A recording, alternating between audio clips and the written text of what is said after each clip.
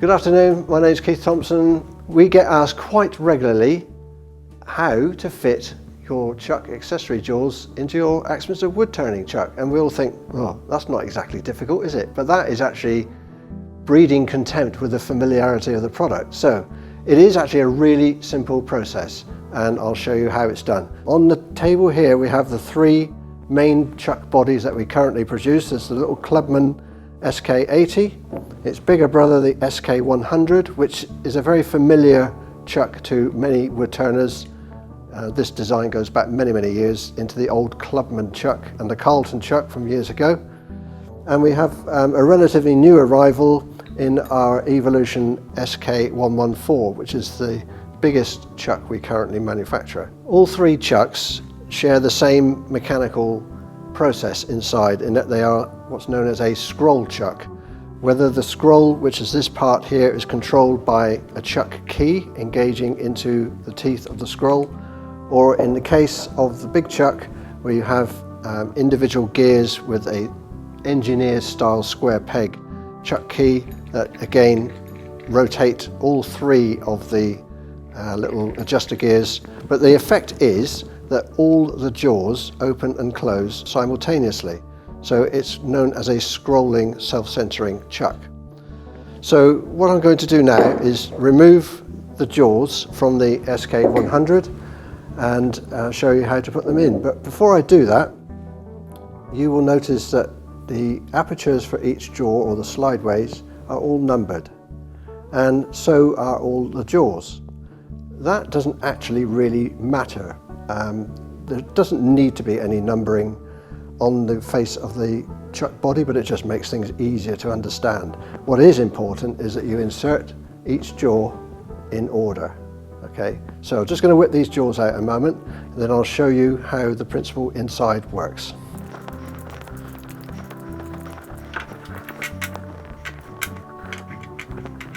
Here's your four accessory mounting jaws, all numbered as you can see, 1, 2, 3 and 4. You'll notice that the real difference is in the positioning of the teeth for the scrolls. They are slightly different on each one because they effectively make a circle when the jaws are inserted into the chuck itself. So the chuck body holds the scroll ring, and the front face of that scroll ring is almost like a horizontal thread. And if I rotate this very slowly, you will be able to see that the start and finish of the thread will go past the aperture as I revolve the scroll ring. So we're coming up to the beginning of the scroll, which is the outside. You can just see it beginning there. That is the part that you need to look for when you insert each jaw. So starting with jaw number 1, you get the scroll thread beginning just appearing in the slideways. So you just back it off a little bit so it just disappears. Get jaw number 1 and insert it with the pointy end, or the triangular end, first. Just slide it into the jaw, put your thumb on it, hold it in position, and just turn the chuck key clockwise from the end, and it will engage the jaw. See, it's locked. So now I look for exactly the same in the second slot. So it's just appearing.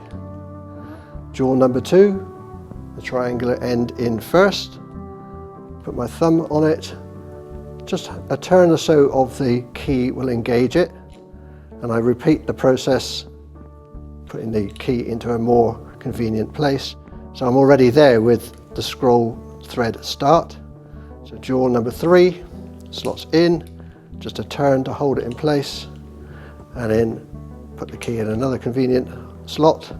Look for the start in number 4, slot number 4 in, and we're ready to go. So you can now see all 4 of the accessory mounting jaws are moving in, and they will, as I whiz this around a little bit quicker, they should all come to a point in the center.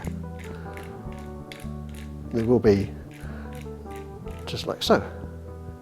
And that, ladies and gentlemen, is how you change or fit accessory mounting jaws on practically all of our Axminster chucks. The only real difference with the Evolution chuck is obviously that you use the keys in the outside, but when you peer into the slideways, you see exactly the same idea with the scroll ring coming around and engaging in the jaws in exactly the same way. As you can see, they are all moving in together and meet together with no gaps.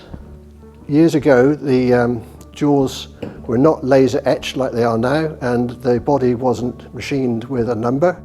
You found on the older jaws, if you happen to buy a lathe with a second-hand chuck, you'll find on a lot of the older jaws they're actually stamped inside the slot to give you your numbers 1 to 4, but that's not been the case for around a decade now, I think. And the other point to note is you buy a new set of accessory mounting jaws, especially the short ones, for a chuck today. It will fit any chuck we've ever manufactured.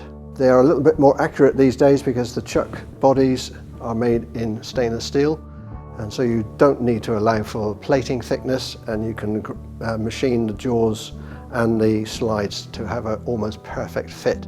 So there's almost never any sideways play in the jaws themselves.